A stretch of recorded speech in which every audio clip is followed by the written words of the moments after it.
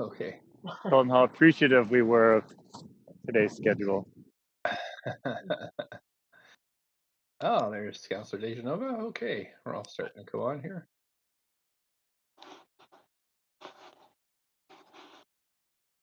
You can hear me okay, Mayor?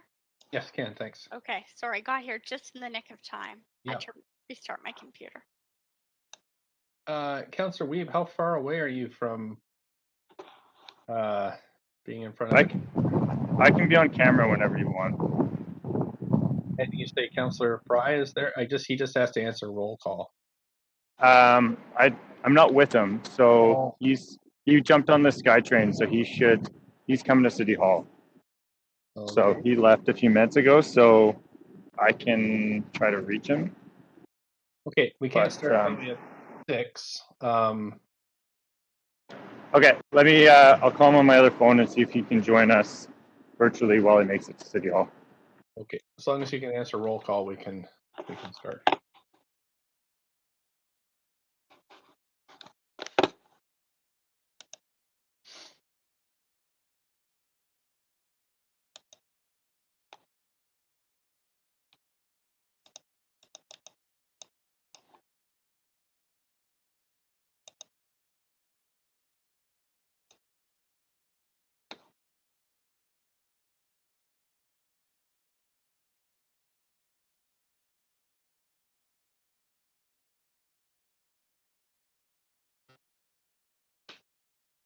The clerks for the from the speakers list for today. I've got one speaker for item 1. I have no speakers for item 2, and I have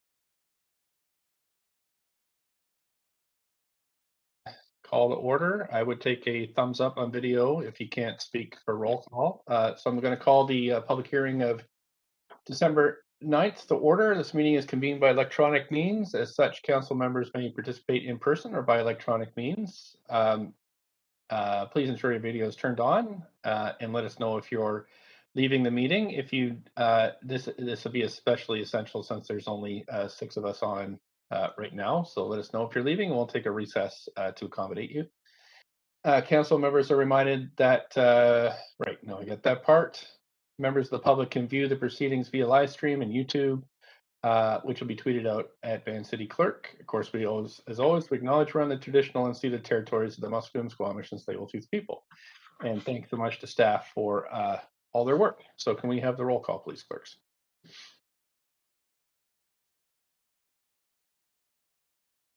Sorry about that. Mayor Stewart okay. in the chair, Councillor Carr, Here. Councillor DiGenova, Present. Councillor Fry, Present. Councillor Fry, Here. Councillor Swanson is absent due to a conflict, Councillor Hardwick, Present. Councillor Weeb, Present. Councillor Boyle has a leave of absence for personal reasons. Councillor Dominato has a leave of absence for personal reasons. Councillor Bly. Okay. Councillor Kirby Young has a leave of absence for personal reasons.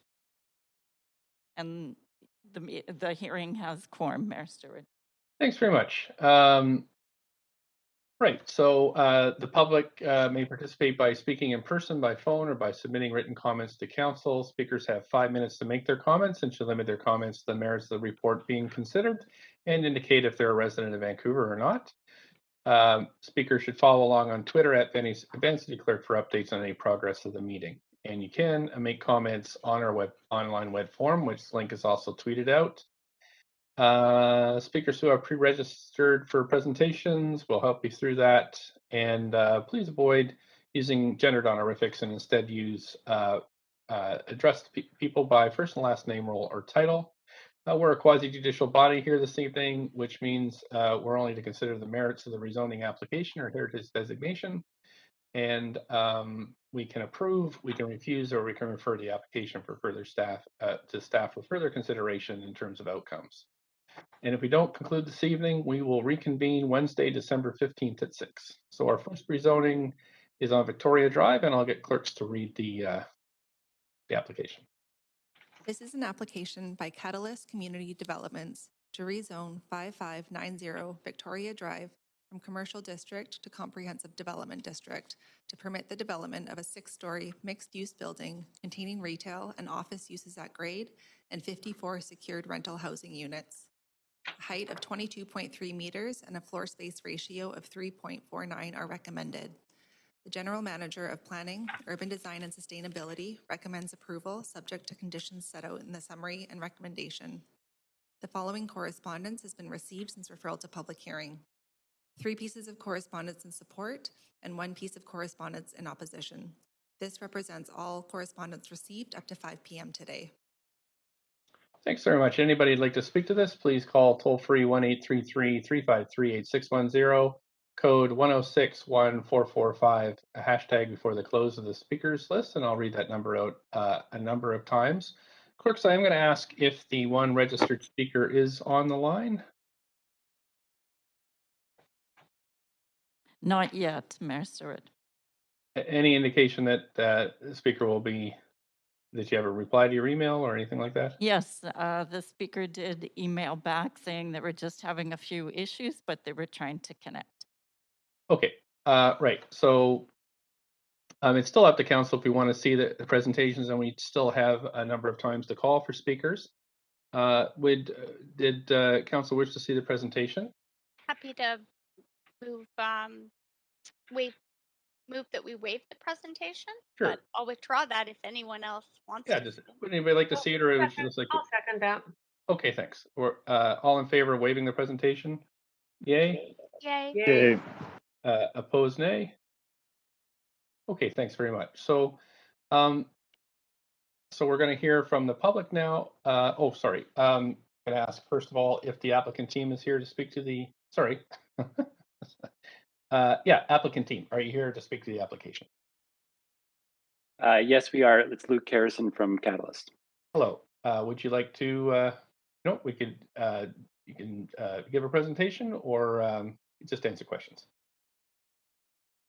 I've got a 2-minute presentation verbally, so maybe I'll just run through it and Okay. happy to take questions. Great, thank you.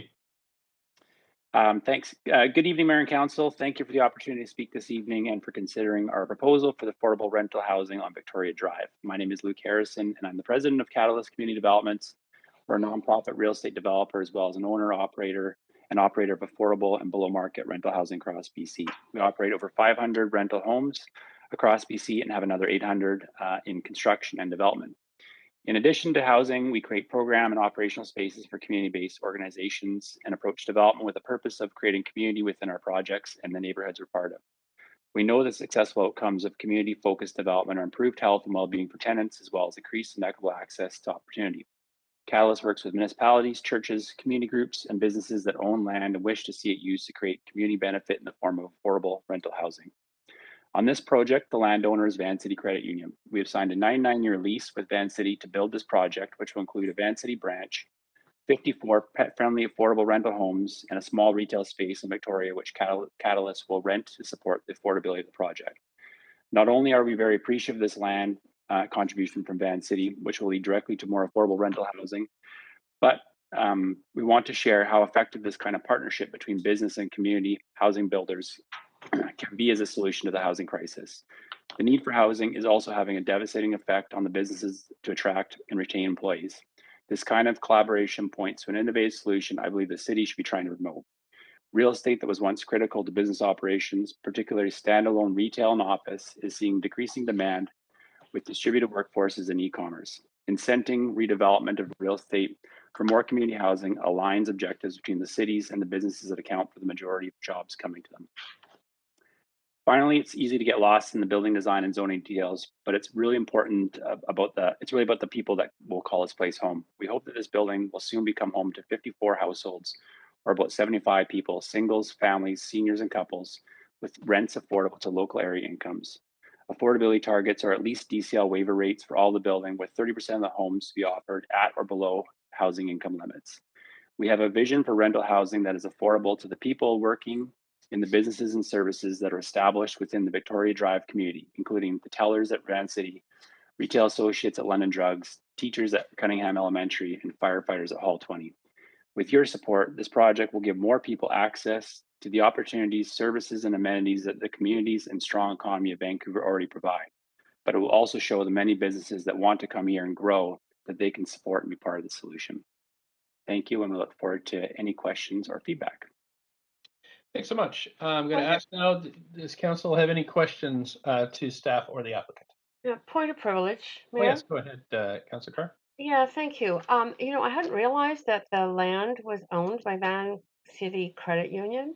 Yes. I'm a member of the credit union, and I'm wondering if that puts me in conflict. I'm so sorry that I hadn't realized that beforehand, but I wonder if we have staff that can advise on that. Actually, I had advice on this, Councillor Carr, because I am also a member of Van City, and I was advised that because of the general nature of this, we're not in conflict and able to vote. Good to know. Thank you so much, Mayor. Thank you.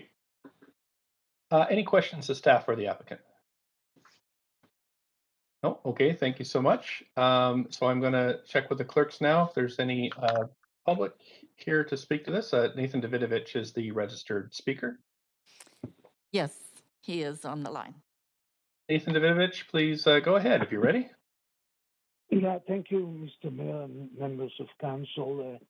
I'm also a member of Van City with over 45 years, and I'm very happy that the credit union is building housing, affordable housing for people in Vancouver, and I hope more could be done. I didn't know that I presume the credit union is leasing the land for 99 years. That was not indicated in the application that was posted on the city website. and I presume that's why the staff couldn't answer my questions on this application. And my question basically relate to the article that was in the Vancouver Sun on October the 4th on page 83 by Douglas Todd, how things are happening in the city where somebody has a property built on both of the sides of their house or whatever, and they are locked in, and they can't really redevelop much because the other properties are so close to their house, and they were not bought at the same time. Well, it's somewhat similar here. This is a half block that's bounded by lanes on both the north side and the east side, and 40th Avenue and Victoria Drive on the other side. And when the credit union first moved in there, they owned, I think, about half of the half block. And then they bought a couple of more properties to expand the credit union. And I assume that maybe that many years ago, the last remaining property did not want to sell to Van City.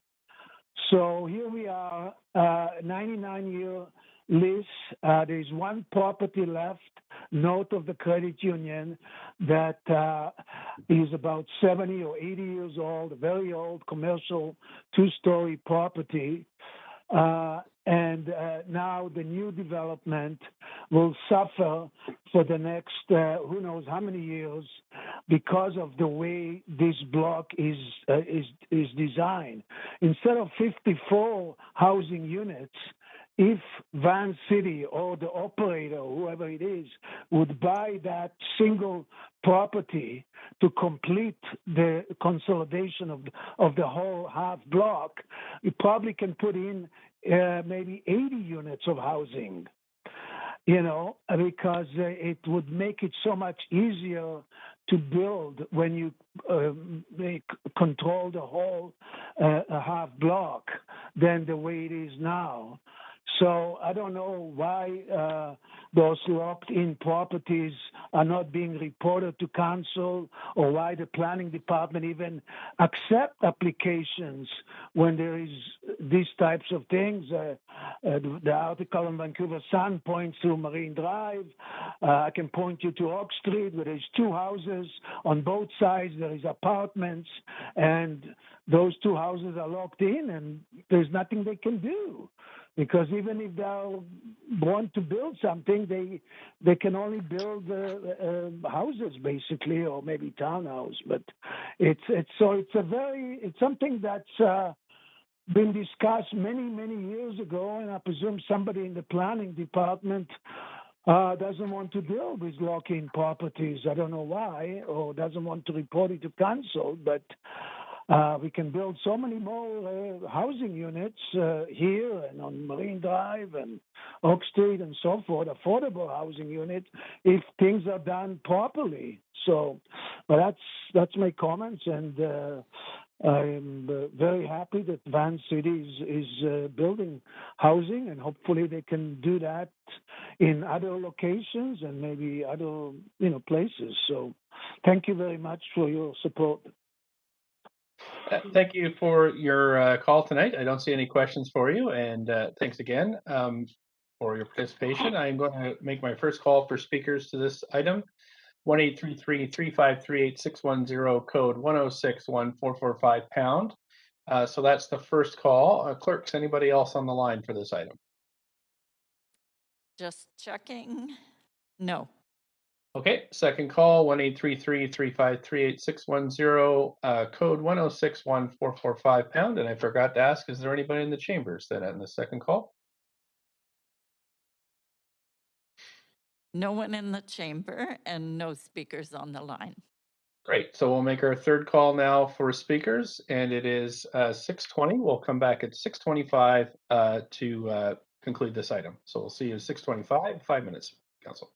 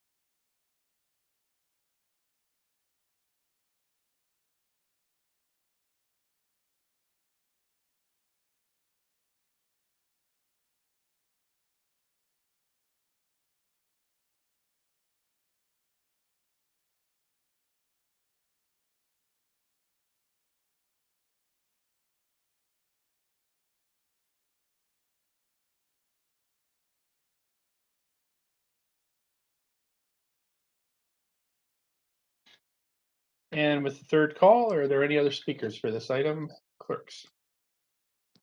I'm just checking. Thank you.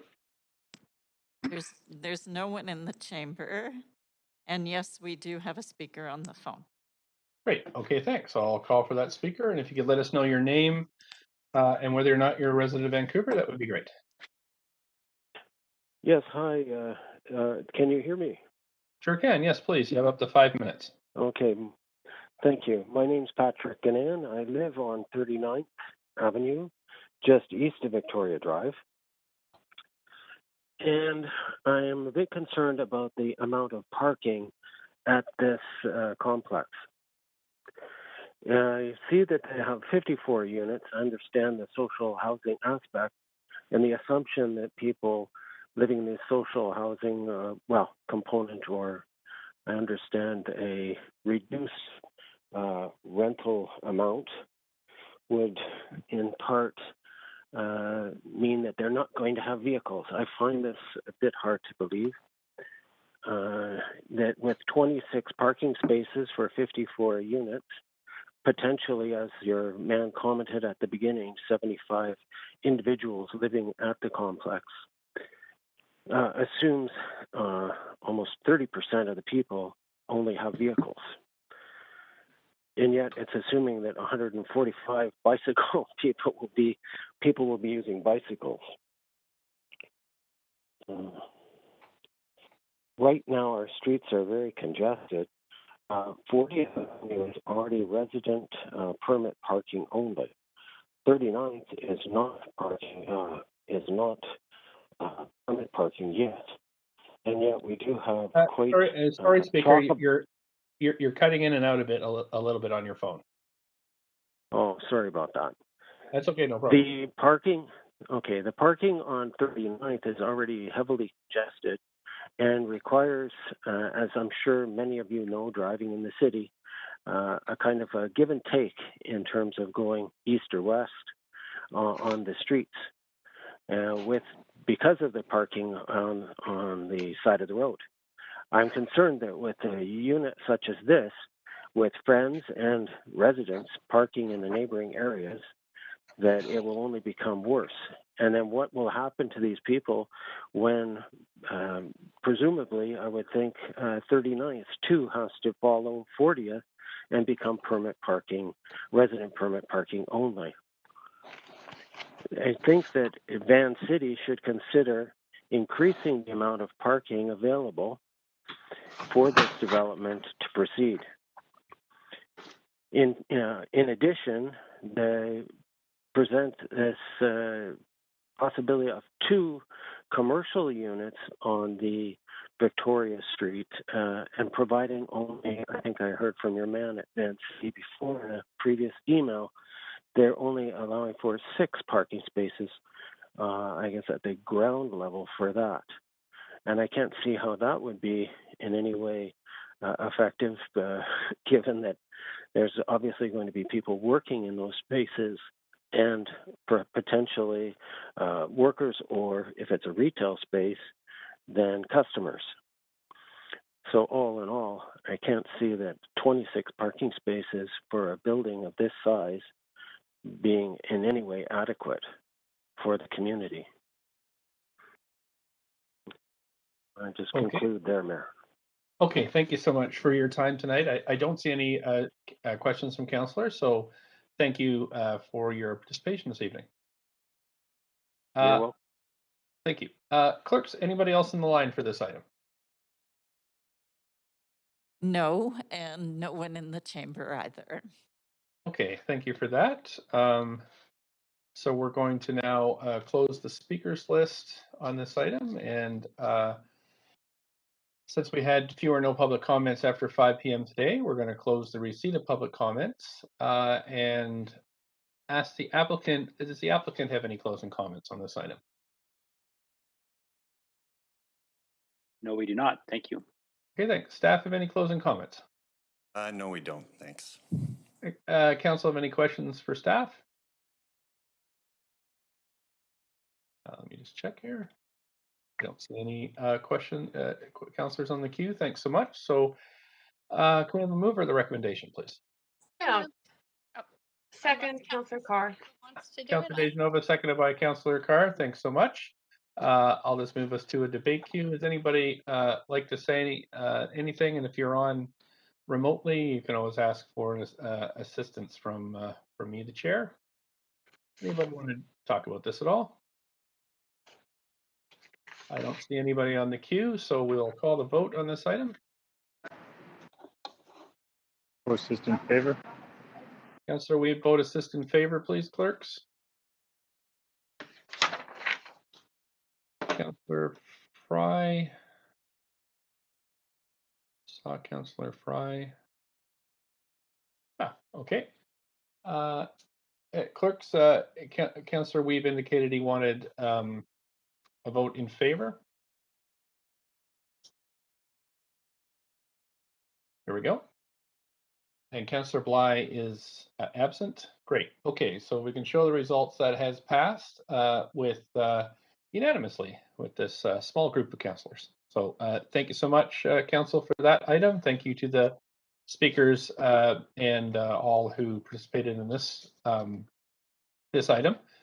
Councillor Carr, if we can text Councillor Swanson to get her. Okay, thank you so much to get Councillor Swanson in. So we have a little breather on the quorum. We can wait for 1, 2, 3, 4, 5. Yeah, I think we just double checking that we still have Councillor Fry here. Councillor Fry, are you still here? Yeah. Great. I'm Okay, in chambers now. Oh, you are. Oh, that makes. Okay, thank you so much. We're going to move to item number 2. Hello, Councillor Swanson. This is a rezoning on 1650 Alberni Street, and ask first, does any member wish to declare conflict of interest on this item? If not, I'll have the clerk read the application and summary of correspondence. This is an application by IBI Group to rezone 1640 to 1650 Alberni Street from residential district to comprehensive development district to permit the development of a 43-story residential building with 198 strata titled and 66 secured market rental units, of which 20% are to be below market. A height of 117.3 meters and a floor space ratio of 14.97 are proposed. The General Manager of Planning, Urban Design, and Sustainability recommends approval subject to conditions set out in the summary and recommendation.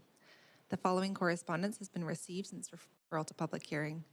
5 pieces of correspondence in support, 2 pieces of correspondence in opposition, and 1 piece of correspondence dealing with other aspects of the application. This represents all correspondence received up to 5 p.m. today. Thank you so much. Let's see here. So I know we have no speakers on this item, Council. Move to waive presentation. Thank you, Councillor Carr. We have a seconder. Councillor Dejanova. Thanks. All in favor of waiving the presentation, yay. Yay. Yay. Opposed, nay. Thanks so much. So I'm going to ask now, is the applicant team here to speak to the application?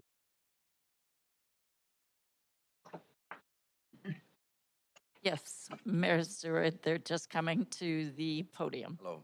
Great. Thank you so much. Good evening. My name is Martin Bruckner. I'm with IBI Architects. We are working together with SOM Architects on the design of this project. And our team will make a brief presentation to you.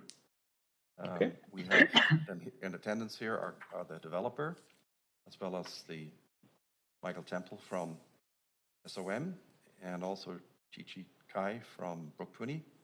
We'll take you through briefly how this design has evolved. Next slide, please. Just to let you know, the purple outline is the location of the site on Alberni Street, 1600 block.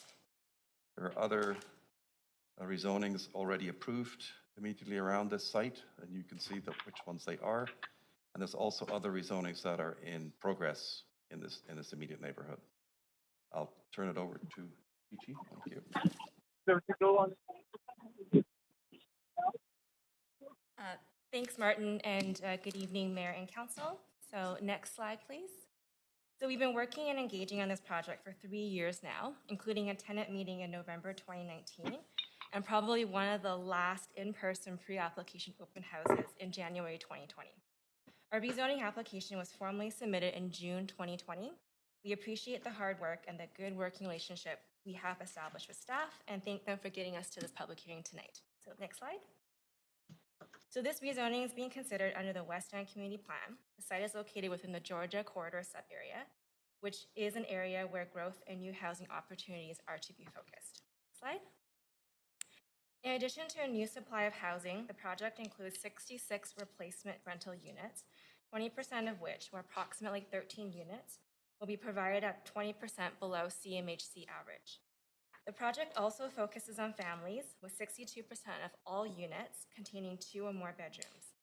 Lastly, the project will contribute $32.7 million in cash CACs to support the delivery of the West End Community Plan's public benefit strategy. Next slide, please. So Prospero is a building manager and tenant relocation coordinator. As mentioned, we've been working with tenants since late 2019. We've been keeping the tenants informed of the application as it progressed, including invitations to the open houses and letter updates following referral and in advance of tonight's public hearing. The building manager has also been in regular contact with the tenants, assisting them with their relocation needs and providing them with their financial compensation immediately upon move-out. Next slide. Tenant assistance is being provided as per the city's tenant relocation and protection policy. As of November 2021, 22 out of the original 66 tenants remain in the building. All eligible tenants have been made aware of their tenant assistance policy. I'll now turn it over to Michael from SOM to touch upon the highlights of the proposal. Thank you, Chi-Chi. And good evening, everyone who's joined online, including the mayor and council. On behalf of the entire team, I want to thank you for considering our project at 1650 Alberni. This slide is a summary of the statistics that define the project. And now I'd like to take a few minutes to walk you through the big ideas that drove our design concept. Next slide. Zoning rules here dictate a compact footprint of 5,500 square feet, and setbacks on all 4 sides define the position of the tower on the site. So with those things defined, we wanted not an extruded volume, but to define the project as a stack of individual trays 1 story high. Next slide. The next step was to extend exactly half of the trays to the east and west sides, and to take the other half of the trays and extend them north and south. The extension of the trays are offset to create balconies on each floor, providing direct contact with outdoors for every home in the tower. These continuous balconies are 2 floors apart on each side. Next slide. Next slide. Next slide. The combination of these 2 simple ideas, compact volume and distributed overhangs, add up to an intelligent, passive, high-performance design that both blocks summer sun and glare while allowing passive heating and direct light in winter when it will be appreciated. Next slide. Looking at the site plan, thanks to input from staff and from the UDP, we have continued to refine our development of this area. Next slide.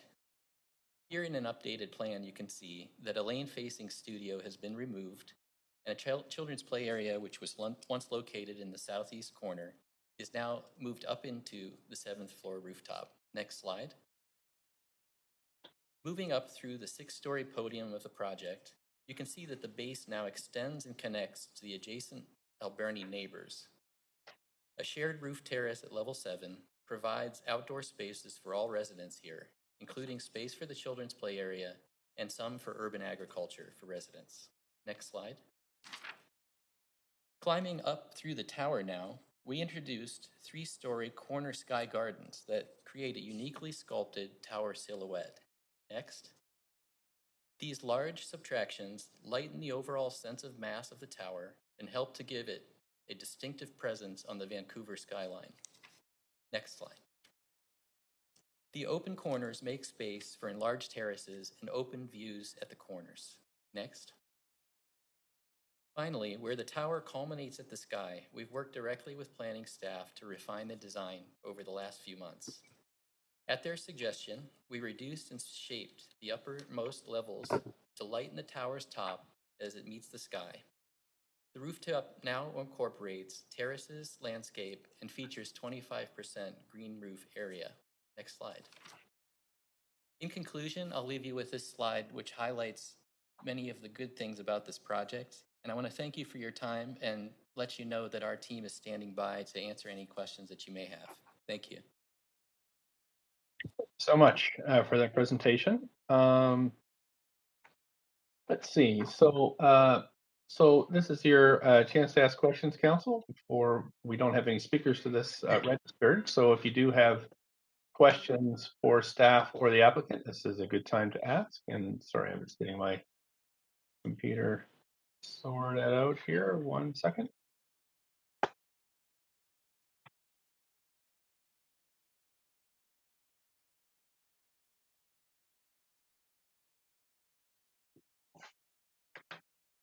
Sorry, Council. I'm just having a little trouble with my screen here. There we go. Okay. Councillor Swanson, you're up for 5 minutes to staff or the applicant. Yeah, to whichever one knows the answer, what are the current rents in the existing apartments? Maybe start with staff. Thank you, Councillor Swanson. We have staff from the housing group here to speak to that.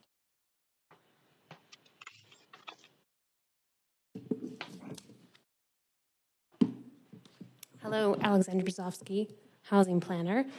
At the time of the application in 2020, in June, the average rent was $1,300 for a studio unit and $1,524 for a 1-bedroom.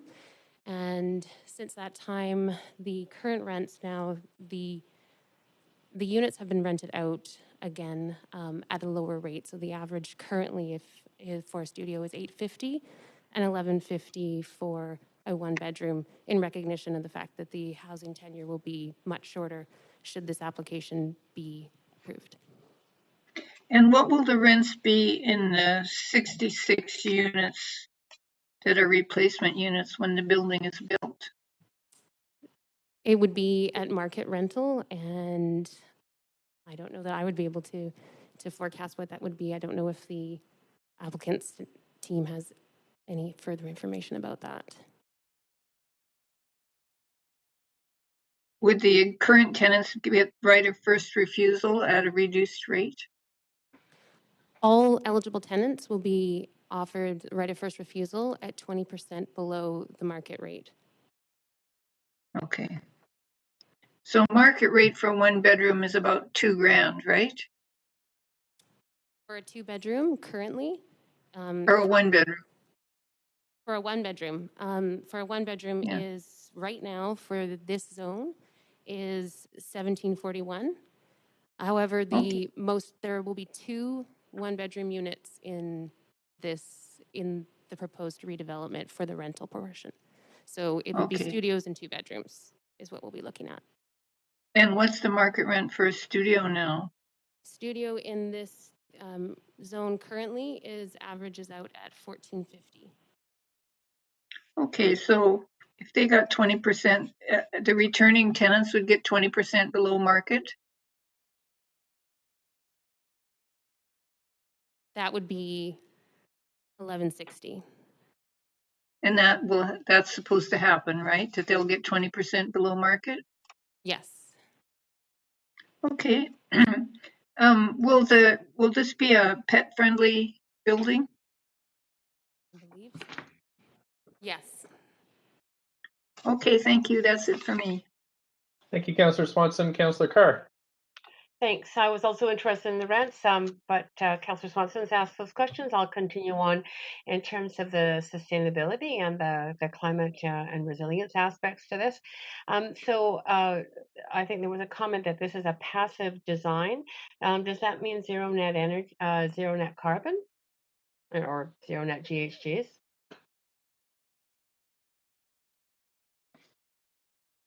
This is to the applicant. Thanks, Councillor. Thank you for the question. Is that Farshid? Yes. why don't you go ahead, Farshid? Thank you. Hi, Farshid Baigari with BC Building Science. We are under the low emissions green buildings path in this development. However, we have incorporated some elegant passive design strategies to minimize the amount of GHG production by the site. This is not a net zero building, but it's a low emission building targeting a greenhouse gas intensity less than 6 kilogram per meter square. Okay, that's great. Tell me what elements of the passive design that you've incorporated. I'm interested in, what seems to be useful and from your point of view in terms of the architecture Sure. design. One of the key elements is the distributed balconies around each floor that will allow for passive heating during the winter time. The low angle sun will enter the units and warm them up. Also, it allows for daylight usage throughout the year. However, in the summertime, the balconies will block the non-desirable solar gain. So that's another passive cooling strategy that was taken into the account. We also have an improved air tightness plan for this building, which will minimize the amount of infiltration and exfiltration throughout the facade of the building. So we're controlling the heat loss, the uncontrolled or unwanted heat loss from the building envelope with that air tightness of the building. In addition to that, we're proposing heat recovery for the entire ventilation system in this building to reduce the amount of heat demand during the winter time. We're proposing high efficiency building envelope that includes thermally enhanced triple pane glazing system and thermally broken balconies and exposed concrete to minimize the amount of heat loss from the building. And we're proposing a low carbon mechanical system, which is reliant on electricity as the majority of the energy source, with a minor portion from gas for mostly for backup during the winter time. Okay. Will this be a building that would provide cooling, such as we have to counter such as what the heat dome that we had last summer? So I don't know if you're using heat pumps or what, but basically, will these be responsive in terms of resilience to extreme summer heat? That is correct. So that heat pump system will provide both heating and cooling throughout the year, and the system will be sized by considering the climate change in future to capture, the heat domes and all the extreme weather conditions that might happen. Yeah, I really appreciate that. That's good. My final question has to do about with the urban agriculture for the residents. Is this on the rooftop or in other areas? So is this a green roof in terms of urban agriculture? Or you're distributing some of that urban agriculture opportunities for residents? Sure. There's two aspects here. The urban agriculture is being provided for residents at level 7 on the rooftop. And on the rooftop of the tower at the very top, there's a intensive green roof, which functions as a natural way to avoid heat gain in the building. So there's two different kinds of vegetation on the project. Great. Okay, that's great. Thank you. Good to hear. Thank you, Mayor. That's it for my questions. Great, thanks. Councillor Hardwick, up to 5 minutes, please. Great, thank you. I'm just trying to get things squared away. So if you could just confirm that this proposal is offering a 1-for-1 replacement of the rental units that would be demolished. And this is what the city requires. So that 20% of the market rental units, 20% of those, which is 13 units in the proposed tower, would be a below market rental. Is that accurate? Thank you for the question, Councillor Hardwick. I have a colleague here from the housing group again to speak to that question.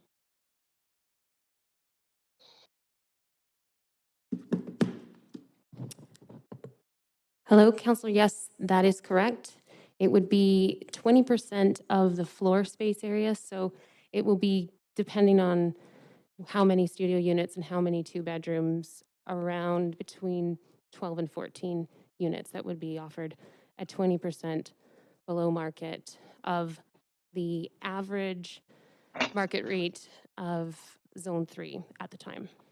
So we've got 198 strata titled and 66 secure market rental. And of those 66, only 20% are below market rental. So 13 units total. That is correct. Okay, thank you. That answers my question. Thanks so much. That's it for questions. We're going to now go to the public portion of this hearing. Since we had no registered speakers, staff, I will ask if there is anybody on the list to make a first call.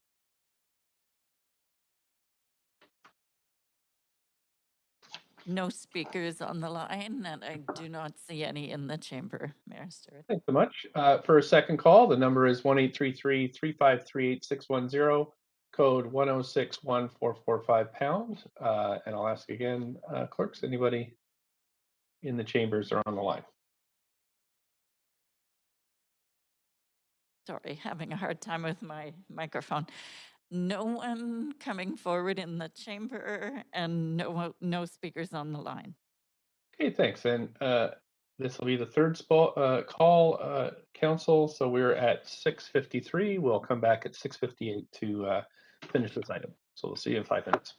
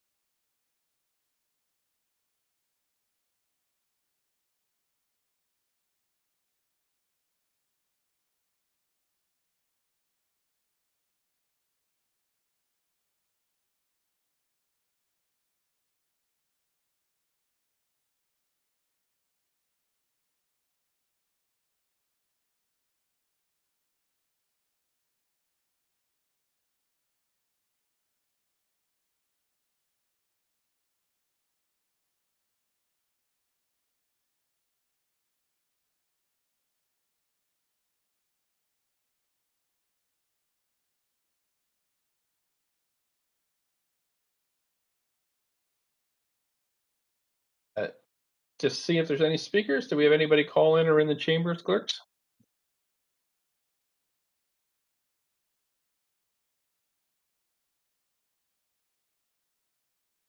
Mayor Surratt, there is no one in the chamber, but yes, we do have a caller. Great, thanks so much. Caller, if you can just let us know your name and whether or not you're a resident of Vancouver, please.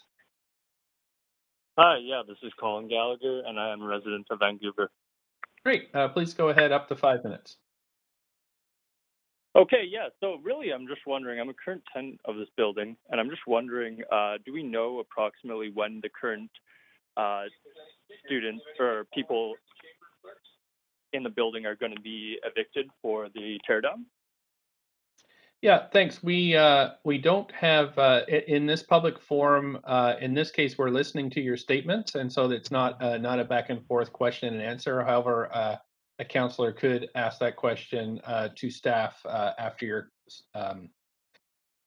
we've heard from all the public speakers. So just to let you know how the process works here. Okay, so no current answer this time to the current tenants. Pardon me? So no current answer as to when the evictions will occur. A councillor may ask staff that question after we've heard from all the public speakers. So if you just hang on afterwards, we can try to get an answer for you after we've heard from all members of the public. Okay, thank you. Okay. Councillor Swanson does have a question for you, though, Speaker. Hi. Are you still there? Hi, still there, yeah. Okay, great. Thanks. Thanks for calling in. I just wanted to ask you, as a current tenant, if you would have any intention of returning after the new building is built at 20% below market? Or do you think many of the tenants would? I'm not sure about other tenants, but I do have an interest myself. Okay, because I guess what we're hearing is that if the 66 returning tenants return, they could get 20% below market, but if they don't return, we're only going to get a handful of units at below market. So I'm just wondering, in terms of keeping the affordability, what are the chances that we could keep some affordability? And I guess that depends on whether the tenants return or not. So you think Absolutely. you would? But, yeah. Well, I think especially first tenants living in a cheaper building, affordability coming back is an indicator of whether or not we'll have interest. So it goes both ways to that subject. That being said, given a price per unit, if we can get them for 20% under market price, I think there's a fair chance at least myself and a few others would be interested in coming back. Okay, thank you so much. Appreciate that.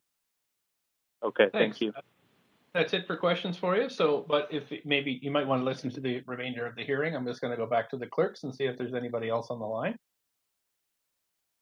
So I see no one coming forward in the chamber and no one else on the line. Okay, thanks. So we'll close the speakers list, and we'll also close the receipt of public comments, and just ask the applicant if they have any closing comments, and you can include the discussion that you've heard as well, if there's anything you'd like to add there.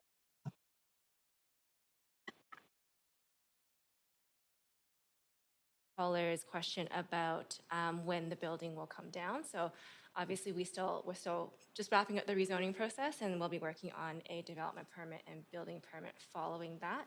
So it'll still be at least a number of years before we will be taking the building down, and we will provide advance notice to tenants that are living on site when we reach certain milestones. Thank you so much. Anything else to add from the applicant team? Nope, that's it. We're good. Thank you. Thanks so much. Staff have any closing comments? We have no closing comments. Thank you for your time this evening. Okay, thanks. Any questions to staff from council? Councillor Carr. Yeah, no questions. I'm prepared to move the recommendation. Councillor Okay, thanks. DeChenova. Moved and seconded. Thank you so much. I've opened the queue for debate. Councillor Carr, please go ahead. Up to 5 minutes. Yeah, I'm really pleased to support this. I mean, this is in the West End. There's three things that are happening that I'm particularly in support of. One is that there is a replacement of the rental units that were on site and at 20% below market. I'm really happy the caller called in indicating an interest in those units.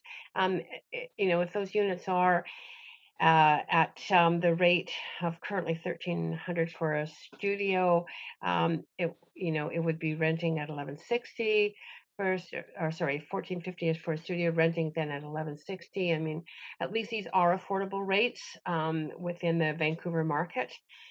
I'm also really pleased that not only is it the replacement of those units, those rental units, there's also a cash CAC, and this is the corridor, Alberni and Georgia, that the West End plan expected to receive CACs that could then fund the public benefit strategy.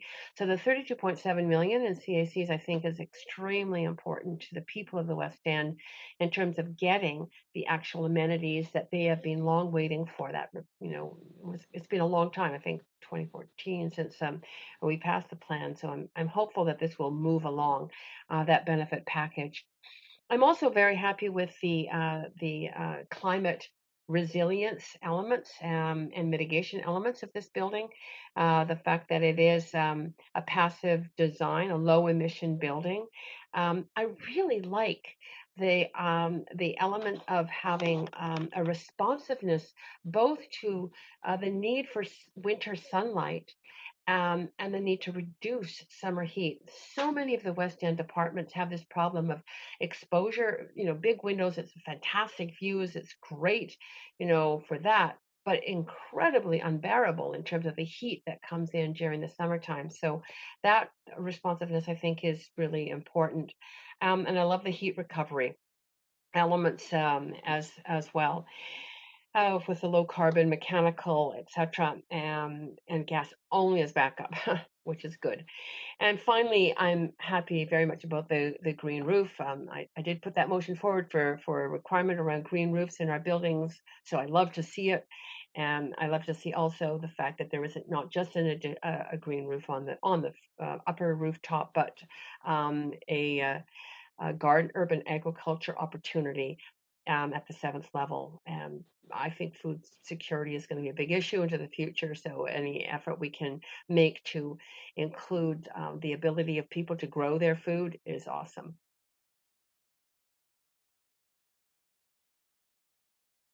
Thank you so much, Councillor Carr. Councillor Hardwick. Thanks. So I've been watching this site for a while, and this application is the second rezoning application for this site since the implementation of the West End Community Plan. Looking back in 2016, the previous owners, Hollyburn, submitted a proposal to demolish the current rental tower and commercial low-rise, and their plan at that time was to construct a new building of 195 secured market rental units, and the application was subsequently withdrawn by the owner. And based on media reports that people can check at that time, the reason seemed to be that proposal for the site was not deemed economically viable within the city's development plan for the West End. And it was sold.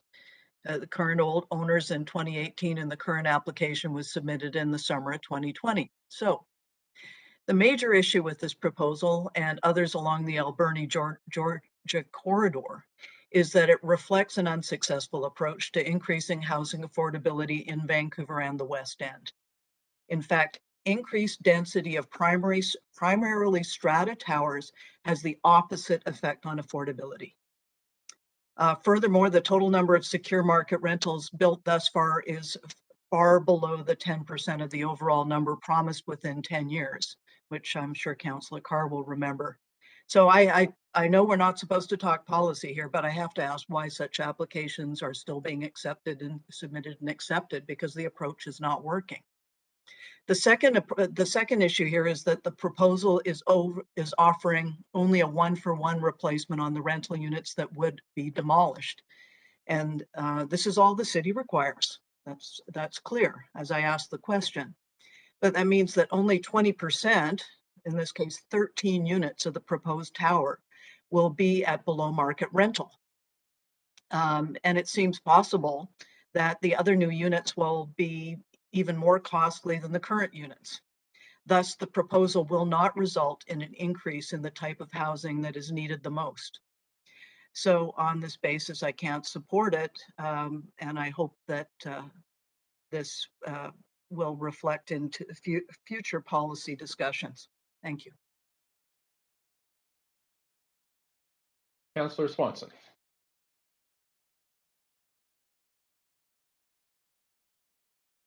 Yeah, I like the fact that the current tenants can return at 20%, and that in addition to that, there's 20% below market. And for the 32 million in CACs, you could actually build 64 more social housing units. So while I'm not really that enamored of strata, I think the benefits here are, well, they're enough to make me vote for it. Let's put it that way. That's it. Thank you. Councillor DeGenova. Thanks. I just wanted to ask a point of information through you, Mayor Stewart, to staff, if that's Sure. okay. There had been a question posed in Councillor Hardwick's comments, and I just wanted to ask that actually as a question, because it's my understanding that just from looking at the information that we have in the policy report here, this application would have come long before the policy change that was referenced.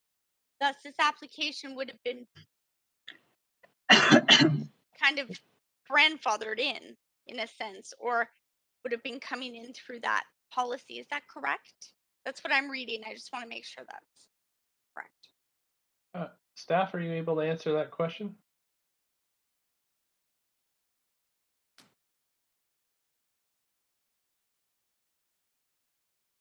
Staff are just coming, Mayor Stewart. Very much. Councillor Swanson, you might want to mute yourself there too. Thank you for the question, Councillor DeGenova. Could you please repeat it for me? So sorry. There was a reference to a policy change that council had recently made around affordable housing, and I understand from the dated policy report here and the history of the application in the policy report, or I should say the referral report, that this application was made long before the policy change that was referenced by my colleague. Is that correct? I believe this application. That's inaccurate, sort of. Sorry, Councillor Hardwick. Go ahead, Steph. It's our understanding that this application meets the West End policy, the rezoning policy for the West End, the tenant location policy, and the remaining policies it was considered under. So I'm not sure which policy has been since updated. Okay, but for any change of affordable housing policies, this meets the criteria, or it did, when the application was made. Is that correct? It met all of the criteria for the tenant relocation policy. Yes. Thank you very much. I appreciate that confirmation. Okay, Councillor Fry, up to 5 minutes, please.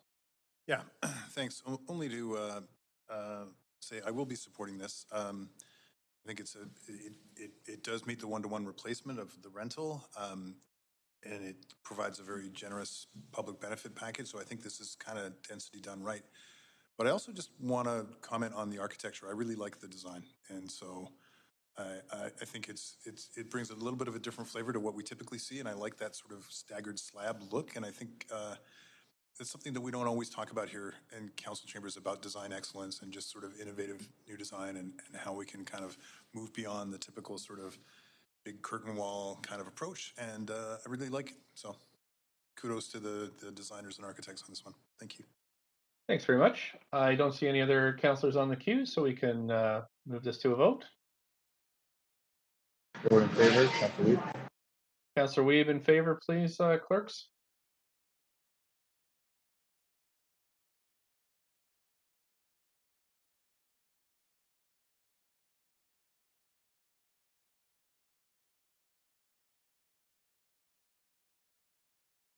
Oh, clerks, we need to trigger the voting system here. Thank you. And a vote assist for Councillor Weeb, please. Great. Council, that has passed with Councillor Hardwick in opposition. We're moving on to our third item of the evening. There is no applicant for, this is a heritage designation for 6237 Adira Street, the C.S. Arnold residence. Does any council member wish to declare a conflict of interest? No, but I've got an LOA for the rest of the evening. Okay, thank you. Councillor Weeb has an LOA, so he'll be leaving for the rest of the evening. Can the clerks read the summary of the application, please? This is an application by the General Manager of Planning, Urban Design and Sustainability to add to the Vancouver Heritage Register in the B evaluation category and to bring forward enactment of bylaw to designate as protected heritage property the structure and exterior of the existing building at 6237 Adara Street, known as C.S. Arnold Residence. No correspondence has been received on this application since it was referred to public hearing. Thanks so much. Just to remind the public that if you'd like to speak to this item, it's 1-833-353-8610, code 106-1445 #. We have no speakers at council, so if would anybody want to see this presentation from staff? Move to waive the presentation, Councillor Carr. Second, Okay. Councillor Duchnova. All in favor, yay. Yay. Opposed, nay. Thank you. Clerks, there's nobody on the list, so I'm going to make my first call then for speakers on this item. Are there any? There are none in the chamber and no speakers on the line. Okay, second call then, same thing, 1-833-353-8610, code 106-1445 #, and checking with the clerks if there's anybody on this second call. No. Okay, so this is the third call, council. We're at 7:15. We'll come back at 7:20 to finish this item. See you in 5 minutes.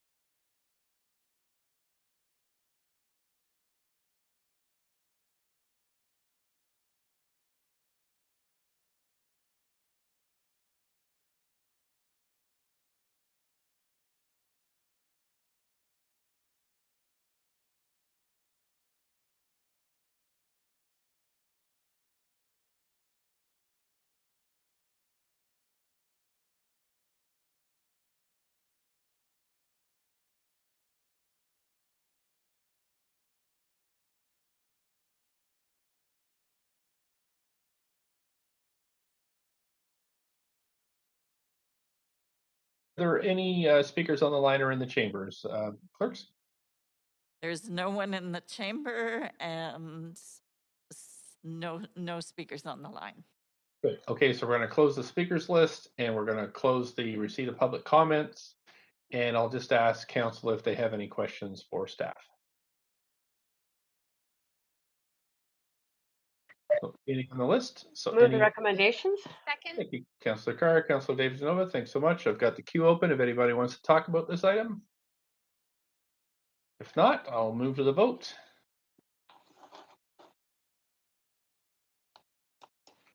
Anybody need a vote assist, or we're Councillor Weeb is absent. Clerks.